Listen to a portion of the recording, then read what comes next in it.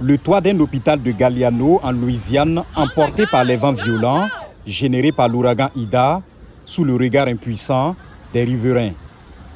Des vents d'environ 241 km/h ont frappé hier cet État du sud des États-Unis. En plus des toits détruits, des arbres déracinés et bien d'autres dégâts, la tempête a plongé dans le noir plus d'1 million de foyers, comme ici dans cet hôtel de la Nouvelle-Orléans. Le service météorologique a averti d'un risque d'inondation dans plusieurs zones. Ces vieux bâtiments qu'ils ont rénovés dans le centre-ville sont sous le niveau de la mer, donc l'eau va s'infiltrer, c'est ce qui est ma plus grande préoccupation. La compagnie d'électricité affirme avoir fourni une alimentation de secours aux services municipaux.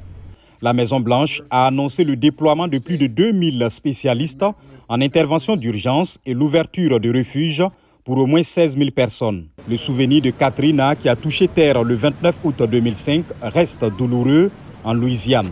Plus de 1800 personnes ont péri et les dégâts étaient comptés en milliards de dollars. Pour l'ouragan Ida, 16 ans après, les autorités sont mieux préparées. Plus de 14 milliards ont été investis dans notre système de protection des digues.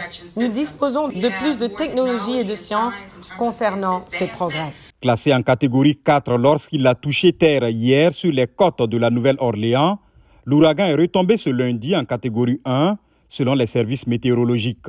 Ils ont indiqué que la tempête, affaiblie avec désormais 97 km/h, devrait se diriger vers le nord puis l'est.